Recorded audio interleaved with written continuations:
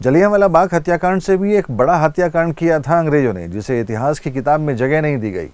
किताब तो दूर की बात है, इरादा तो किसी को भी कानो कान खबर तक न होने देने का था, लेकिन 2000 से अधिक लोगों को गोलियों से बिना आवाज किए भूनने का कोई तरीका नहीं था उस समय अंग्रेजों के पास। ये नरसंहार हुआ था पश्चिम बंगाल के कोलकाता से महज 30 किलोमीटर की दूरी पर स्थित नीलगंज में। बस फर्क केवल इतना है कि जलियांवाला बाग हत्याकांड में बच्चों, महिलाओं और नौजवानों और बुजुर्गों की हत्या की गई थी। नीलगंज में 2000 से ज्यादा आज़ाद हिंद फौज के सैनिकों को मौत के घाट उतार दिया गया था। द्वितीय विश्व युद्ध के खत्म होने के बाद नीलगंज इलाके में अंग्रेजों द्वारा आज़ाद हिंद फौज के सैनिकों को कैद करके रखा गया था।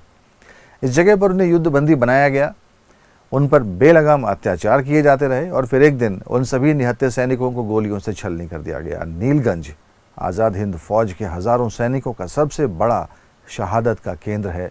जिस तरह से भारत में नेताजी सुभाष चंद्र बोस के योगदान को गलत तरीके से दर्शाया गया, बस उसी तरह उनकी आज़ाद हिंद फौज की शहादत को भी इतिहास के पन्नों में दफनाने की नाकाम कोशिश की गई।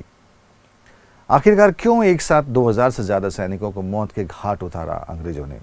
असल में आज़ाद हिंद फौज के इन सिपाहियों को सितंबर 1945 में इम्फाल, तत्कालीन बर्मा, नागालैंड और कई दूसरी जगहों से बड़ी संख्या में युद्धबंदी बनाकर लाया गया था।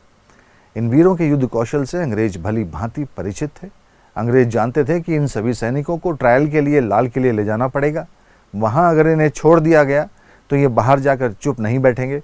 इन सभी सैनिकों को वहीं ख़त्म करने के लिए ब्रिटिश आर्मी ने 22 सितंबर 1945 को एक सर्कुलर जारी किया, जिसमें ब्रिटिश सैनिकों को यह अधिकार दिया गया कि अगर कोई युद्धबंदी दुस्साहस करता है तो उस पर बल प्रयोग किया जाए, यहाँ तक कि गोली चलाने का भी अधिकार दे दिया गया। जिसके 3 दिन बाद यानी 25 सितंबर 1945 को इस हत्याकांड को अंजाम दे दिया गया, जिसमें 2000 से ज़्यादा सैनिकों को मशीन गन से भून दिया गया।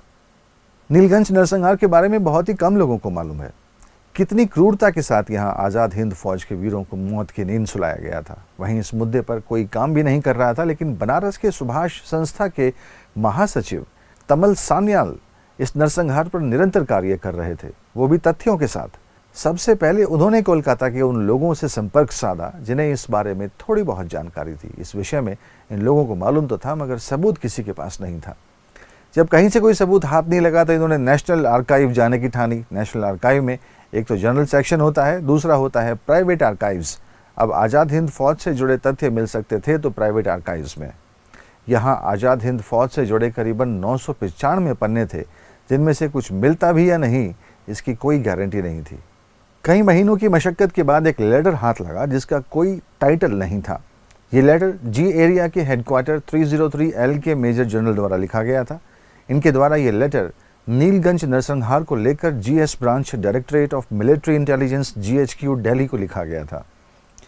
अंग्रेजों के अनुसार घटना को विस्तार से बताते हुए इस लेटर में लिखा गया था कि 25 सितंबर 1945 की रात को नीलगंज कैंप की सुरक्षा में तैनात 26/3 मद्रास रेजिमेंट के कैप्टन ERR मेनन ने आज़ाद हिंद फौज के सभी युद्धबंदियों को रात के 10 बजे हाजिरी के लिए बुलाया, लेकिन सभी युद्धबंदियों द्वारा हाजिरी देने से इनकार कर दिया गया। जिसके बाद मेनन बाहर आ गए और क्वार्टर गार्ड के पास से अलार्म बजाया, जिसके बाद मेनन और उनकी कंपनी टॉमी गन के साथ जेल के अंदर जाती है, जहां युद्धबंदियों द्वारा मेनन पर ईंटों और बैम्बू से हमला किया जाता है। जिसके बाद मेनन ने अपनी कंपनी के सिपाहियों को सभी युद्धबंदियों पर गोलियां चलाने का ऑर्डर दे दिया।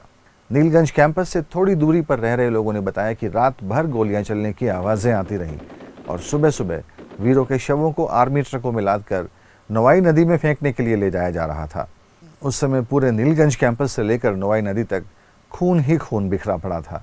इसके साथ कई शवों को आसपास के जंगलों में पेड़ों पर फेंक दिया गया। वहीं कुछ शवों को कैंपस में मौजूद 7 ताड़ के पेड़ों के नीचे भी दबाया गया।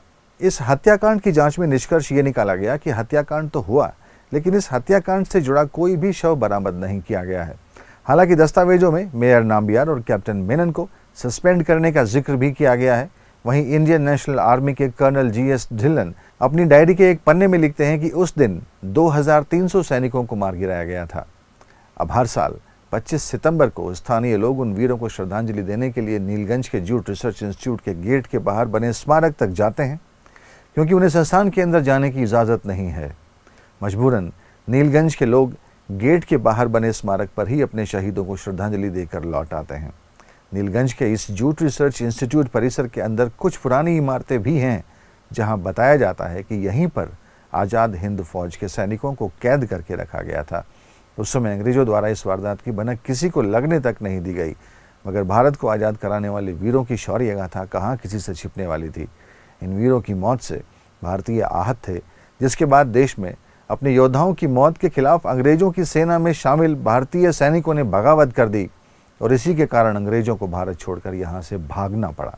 मगर अफसोस की बात यह है कि हमें बचपन से ही पढ़ाया जाता है कि भारत को आज़ादी महात्मा गांधी ने दिलाई, जिसे अंग्रेजों ने खुद स्वीकारा कि वे गांधी की वजह से भारत से नहीं गए, वे हिंदुस्तानी सैनिकों की बगावत की वजह से गए।